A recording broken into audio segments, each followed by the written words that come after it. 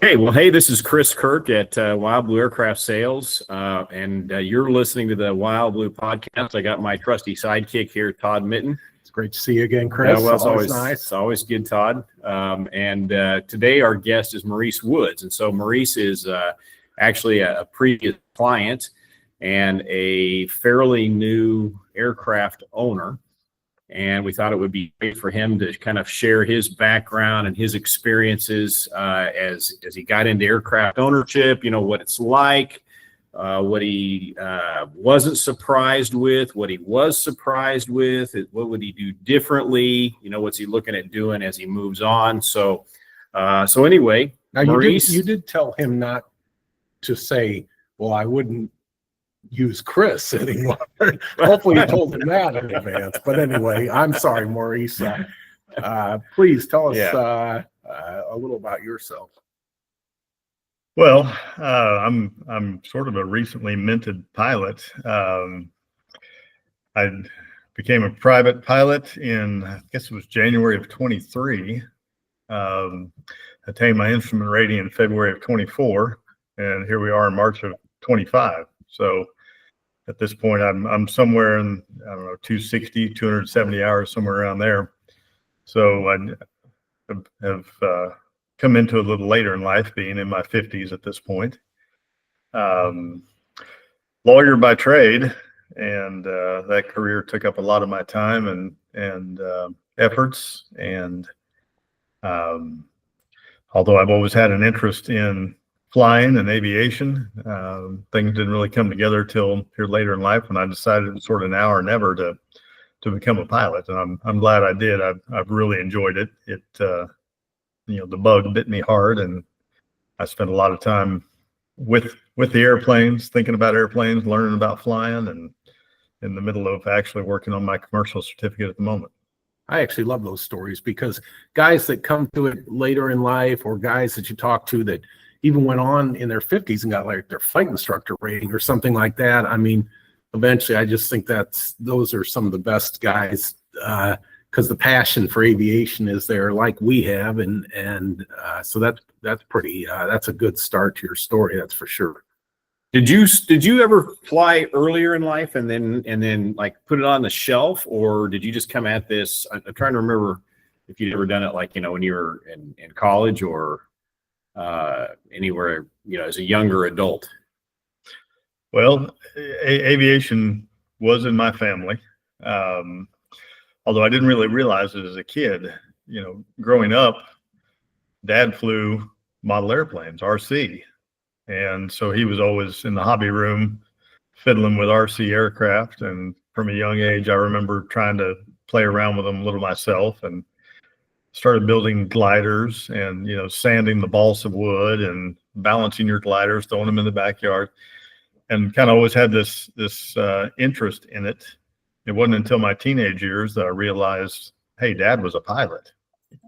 He had actually quit flying when my little brother and I were born.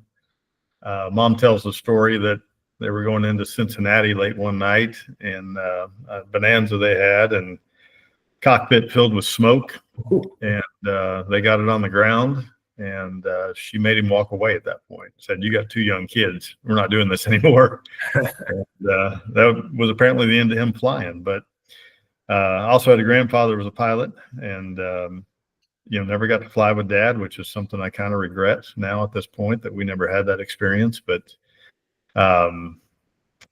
was always kind of interested in how things stayed in the air.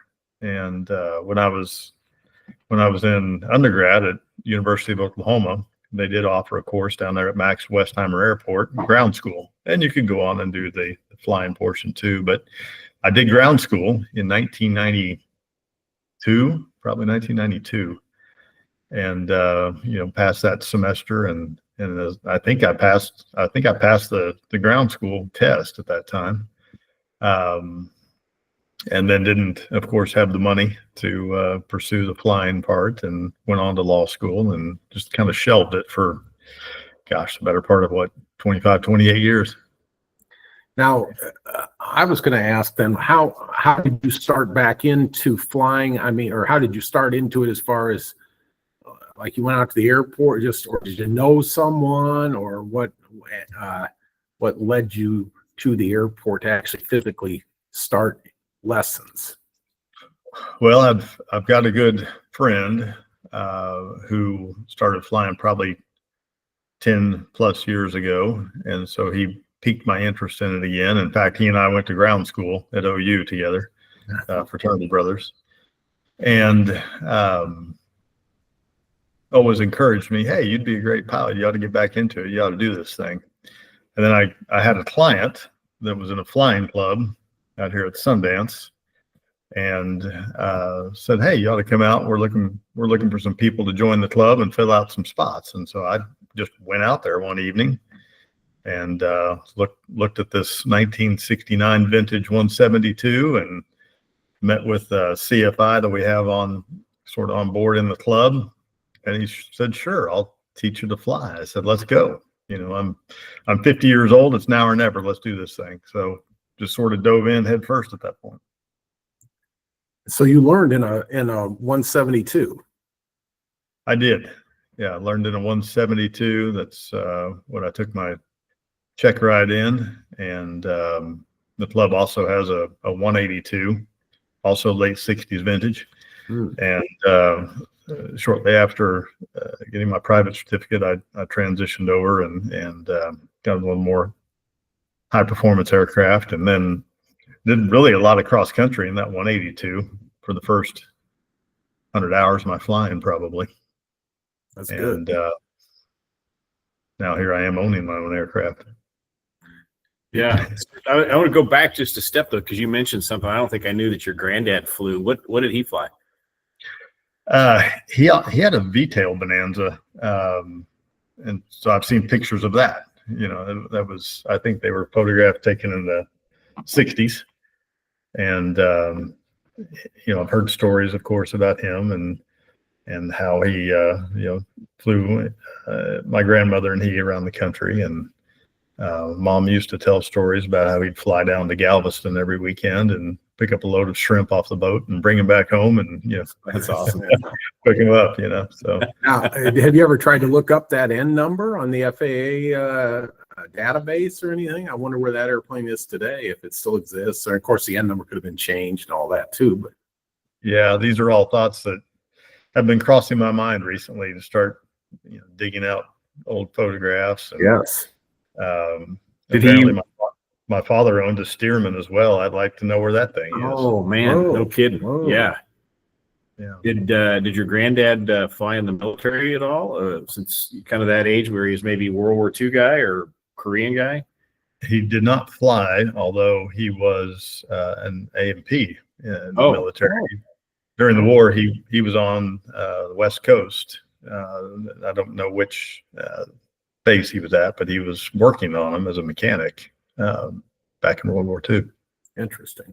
Yeah, that's pretty neat. So you got to this point, and so your fraternity buddy that you were talking about, is that someone we know mutually? Is that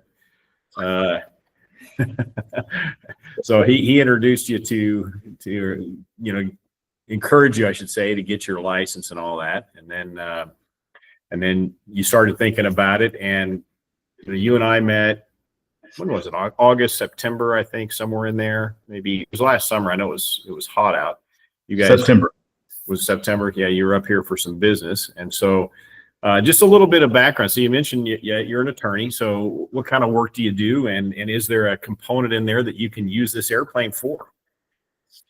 I'm a trial attorney, so all of my work is litigation, and you know, I'm in the courtroom, taking depositions, going to trials, a lot of jury trials. You know, technology has changed things over the years. I used to have to get on a commercial airplane and fly across the country to meet clients, or, you know, try to solicit business.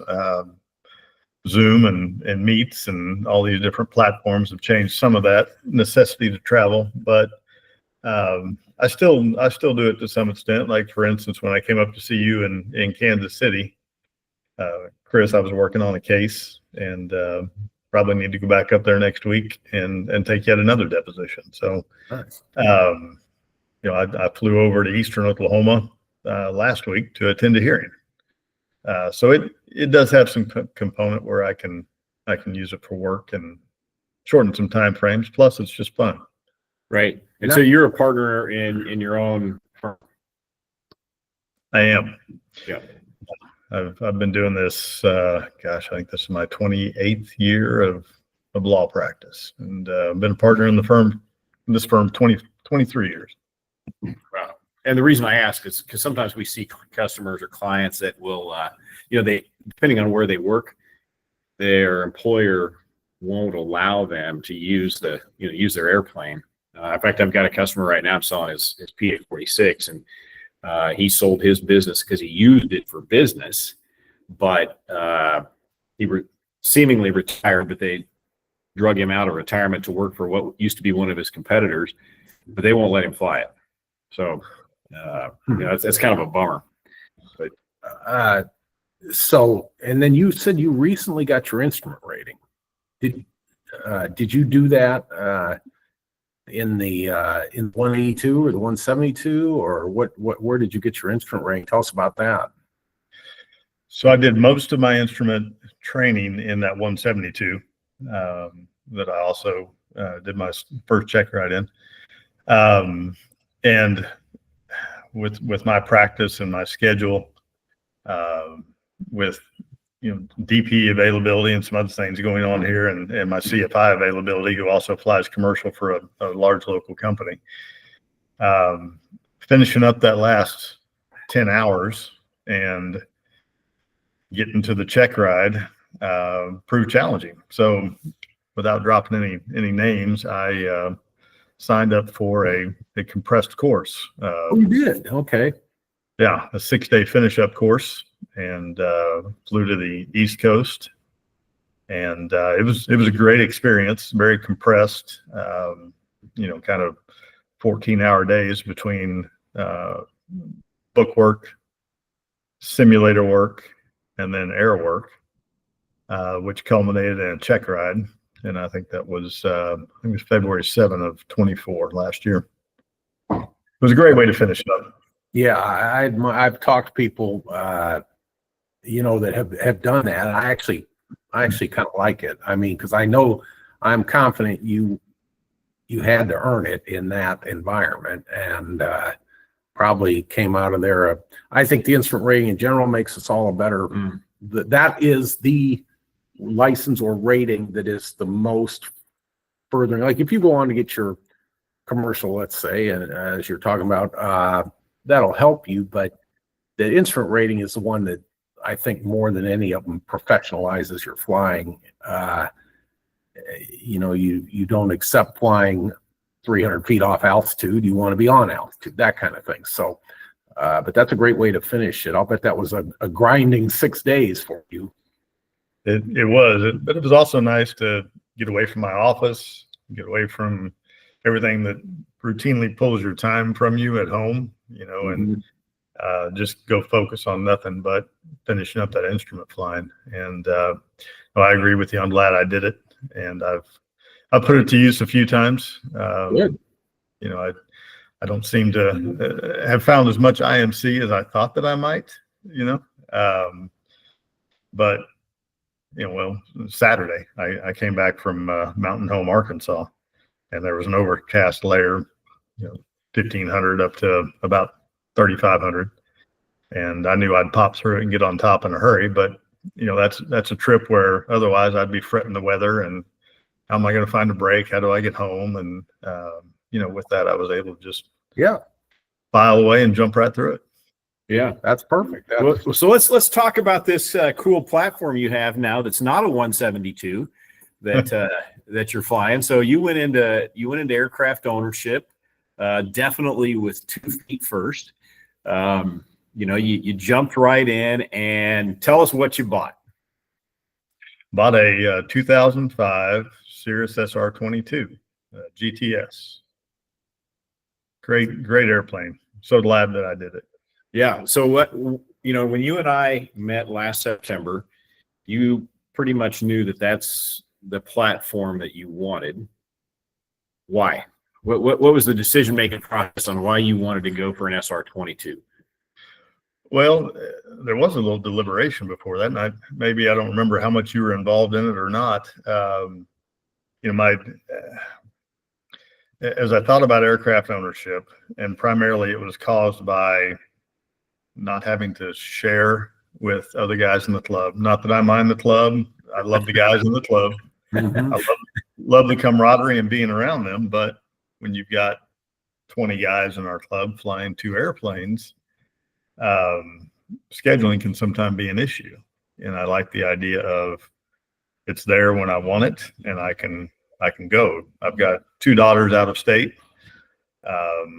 Like to travel, and just kind of wanted my own schedule. So, I sort of figured out what's my 80% mission, right? Everybody that's smart was telling me, figure out what's going to fit your needs 80% of the time. The other 20%, go commercial or rent something, and so that was kind of the threshold. And at the moment, it's sort of my wife and I've got 1 child left at home. So a 4-seater made sense. Did I look at bigger aircraft? I did. Was I interested in the Saratoga that could haul a little more passengers? Yeah, those were attractive to me. But ultimately, when I started looking at aircraft that could go fast for me anyway, I wanted something with some anti-ice, de-ice capability, and I wanted air conditioning. And so I started looking at what's the market out there, and really sort of narrowed it down to the Mooney or the Columbia or the Cirrus. And then as I started studying those 3 platforms a little more, and realizing Cirrus was the one that came out of the factory with those options and things that I wanted from a ground up design more than add-ons, after the fact. And then I started studying the redundancy systems on a Cirrus, the safety history of it, and then not to mention you got a parachute. So ultimately, I kind of landed on Cirrus platform as what I wanted to fly. Did you have your wife, was she integral in that decision making for the parachute specifically? I would not say that that's true. I was more focused on that for the safety for them and for my kids, and I really didn't probably understand what it meant to have a parachute on board.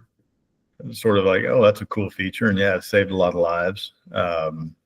It wasn't really until I started doing the transition training with a Cirrus transition CFI that I realized, just how important that thing is, and when to use it, and kind of funny how frequently they suggest you use it in a lot of different emergency situations. I mean, it's sort of like, run through a few emergency checklist items. That doesn't solve it.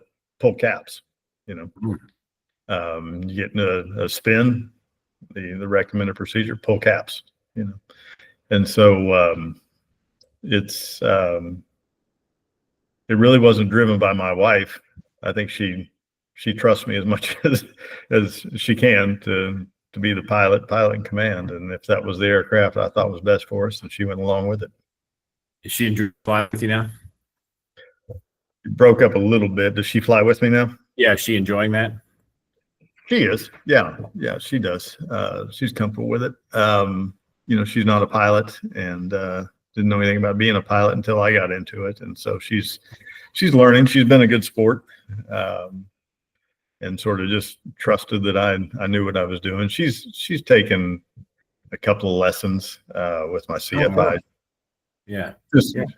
Just to feel confident in a situation that, if something went wrong, she knew what. Now it's the straight and level button on my DFC 90. Hit the straight and level button and switch over to the right frequency or call somebody. So, But that's kind of nice to have even someone there to help you when everything's perfectly perfectly good, but just have someone, a co-pilot to fly with that's got a little level of interest, maybe. Yeah, it is, and I hope that she continues to grow it a little bit more. Yes. I keep trying to get my wife soloed years ago, and I keep trying to get her license and get it all finished up. I have ulterior motives, though. Todd knows what this is. I like to have somebody else over there that maybe can fly a little while, so I can, He has a tendency to fall asleep. I'd like to take a nap. So, very hard for Chris to fly without someone else who's qualified as a pilot. I hate to say that she does have to overcome her university. I probably shouldn't bring up she has to overcome her University of Oklahoma education in this setting. She came down with us. She took that picture I was showing you a little while ago. That's pretty good. Yeah. No, we have fun. Both of us being Kansas guys, we have to joke around with the Oklahoma guys. But now it's not as much fun. We're not in the same conference anymore. So yeah.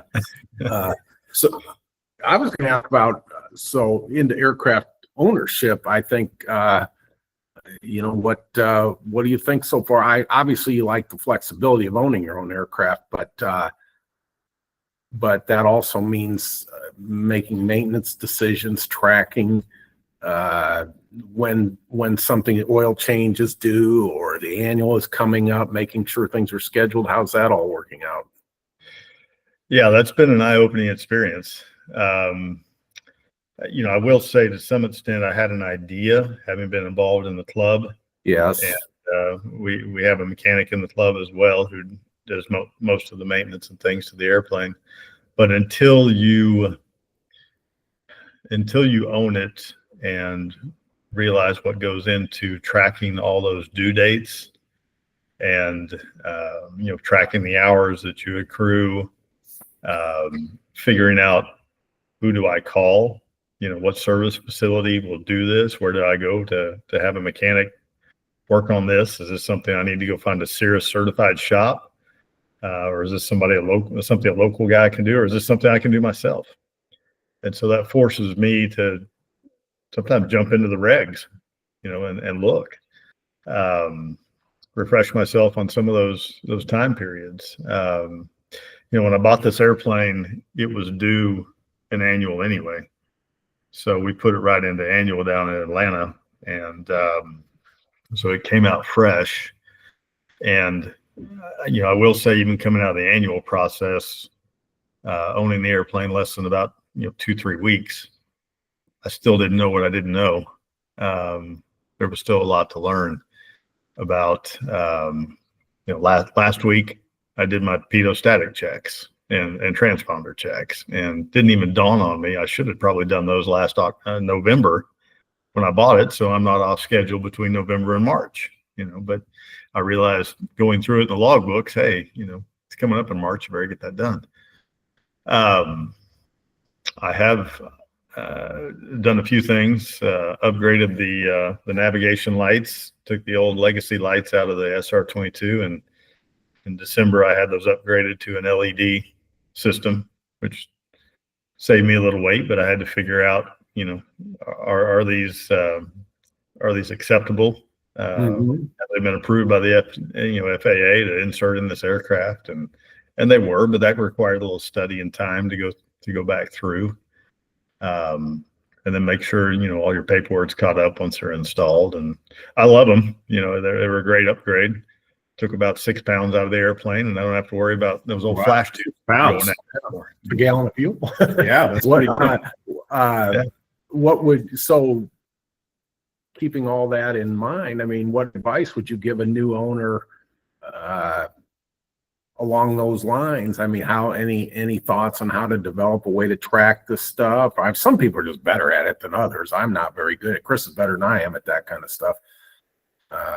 But do you have any advice to perhaps a new owner that's, or potential owner, I should say, that's listening? Well, I looked to figure out that there's got to be an app out there for that, right? And I found a couple of commercially available apps for a reasonable cost, a few $1 a month subscription kind of deal. And you can set them up to track when your various checks or life limited components, other things are coming due, and just keep up with your log entries, how many hours you burned, and you get a little ticker that winds down and shows how many hours you've got remaining, or how many days or months you've got remaining till it comes due. So I found that really helpful. You get all these things floating around your head, like, oh my gosh, how am I going to keep track of all these various deadlines on this plane? And then it all kind of came together in an app, and really all now I have to do is open my device or my phone and look and see, okay, that's when this is coming due. That's great advice, honestly. Can you share that app and the stuff with your app with your A&P so that they can track that stuff along with you? I can. Yeah, you can share it. I don't know if you want me to speak the name of the app on a podcast. No, go ahead. Yeah, we don't care. Yeah, it's the CoFlight app is the name of it. CoFlight. Is that FLYT? I was just pulling. It's CoFLYT. Yeah. Okay. Yeah, I think I've seen that. That's interesting. Yeah, that's a great point out, honestly. So I wanted to ask you a little bit about surprises, both good and bad, since you've owned the airplane. So share a little bit of that. What has kind of been a pleasant surprise as part of the overall ownership experience, and the opposite of that? What's kind of maybe you wish you would have known earlier?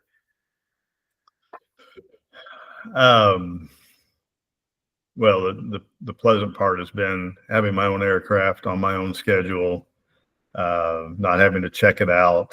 If I need to get home and put it up in a hurry one night and go wipe the bugs off the next day, nobody from the club's going to be barking at me about that. So going away for a few days to see my daughter, I don't have to return it because I'm worried about somebody else needing the aircraft on the schedule behind me. I can take an extra day or two if I want. So all of that has worked out, just perfectly like I hoped it would. Chris, you warned me as we sort of consulted through this process. Buying the airplane is only part of the expense. Then the ownership kicks in, and there's things to do after that. So I knew that, and I understood that. I really tried to educate myself about what that meant, particularly with this airplane. And it began with the annual, and it needed some things done to it then. And for instance, I've got a rocket motor and a parachute repack coming up in May. Right. Of course, I knew that was on the horizon too. But I also looked for an aircraft that had a decently recent overhauled engine. So I think this one had maybe 770 hours when I bought it. So I've got a good long time to go there. But then the prop overhaul is coming due probably at next annual in November. So, all these things you kind of look at and know they're on the horizon, and you can kind of get a general idea of the cost. But by golly, it's expensive. And some of these are one-time deals or, once a decade deal. And I knew that going into it, but I would say look at those items to make sure you understand fully what you're getting into on a 1-year time frame, 3-year time frame, depending on how long you're going to own it, as a 5 or 10-year item. And I did some things when I purchased the airplane to make sure I held back cash reserves to deal with that. Mm-hmm. And instead of just outlaying everything and paying cash for an airplane up front, pay part, finance part, and make sure you've got cash reserves for what may be on the horizon. And so for instance, I had a little nose wheel shimmy in this aircraft, which is apparently common on those Cirrus. It's a matter of how tight you tighten that free castering nose wheel. But it came a little loose, and damaged a nose wheel pant because of vibration. So I ended up at a service center in December and had a repair on that I wasn't anticipating. And at the same time, I put in the new nav lights and strobe that I wanted. So, that was a healthy bill that I wasn't really counting on, even though I'd tried to do my homework and forecast what was on the horizon. Do you feel comfortable sharing any specific numbers? And I've got a follow-on question to that, but do you feel comfortable sharing, like if you were to extrapolate for the full year, so looking forward to your full year, because you and I talked about your first couple of years are going to be typically your most expensive sometimes that's just getting stuff back up to speed or where you want it, not necessarily upgrades and modifications. But your first year of ownership of 2005 SR22, what are you expecting it maybe on a monthly, if you're averaged out on a monthly basis that you think it's going to cost you? You comfortable sharing that? Yeah. I'm actually the type of guy that set up a spreadsheet and put it all on the spreadsheet to figure out what's this cost me by the hour. If I fly 100 hours or if I fly at 200 hours this year. And this is the part where we ask his wife to turn the video off and she watches it. As soon as she turns it off, go on, Maurice. I didn't mean to. Yeah, I'm not sure I want her to know what the cost per hour is. But figuring some of these, long-term components, like a prop, like a caps, over a reasonable period of recapture, like 3 or 4 years. Yeah, I'm $375, $400 an hour. That's about what I thought. That airplane. If I just put it in general terms of the cost of purchasing the airplane, first year of ownership with some of these big items I'm doing, probably close to 15 to 20% of the value I paid for the aircraft itself. Sure. Okay. That's pretty much right in line with where I thought you were going to come in. I think certain airplanes have a sort of additional issues that might have to be dealt with. I mean, Cirrus, obviously you have to think about the cap system. That's an extra that's not on many other airplanes, but it certainly is added safety value. There's no arguing that. And then but some airplanes like a PA-46 or something, if you have to replace a windscreen or something, that may very, very expensive kind of stuff. There's certain aircraft that have certain items that are just very expensive as compared to maybe just your average Cessna 182 or something like that. But you also have you have a lot more capability. That Cirrus is a tremendous traveling airplane with the added safety, and there's a reason why they've outsold everything over the last 25 years by tenfold or whatever. So, I mean, it's hard to argue with those kind of numbers. And it's good to hear that. Honestly, that you're spending that kind of money because, it's human nature. We all want to get into something. We all want to get into like the most we can for the cheapest. But so often Todd and I see with buyers, they do that and then they cheap out on maintenance. Frankly, they can't afford it. Sometimes they just don't want to afford it. And so then, they'll start bragging about the paltry amount that they spend every year on their airplane. Well, that stuff catches up with you invariably. It'll catch up with you either at the sale or later, which kind of as a sidebar, I had a gentleman call me the other day, semi-bragging about this kind of stuff, right? He had a Gen 1 SR22 and he actually wanted me to buy it. And I started talking to him and I'm like, I forwarded him on to a competitor. So I don't want to touch your airplane. Hadn't had an annual in 8 years, and he still flies it. Oh, wow. He still flies it. Had not had the parachute repacked. It was well overdue. Still flies it, and all I could think of is, oh my golly, I'd like to know where you are because I want to avoid that airport. Yeah. But no, it's good. I mean, it's good that you're spending that kind of money and you get it. So so anything you do different?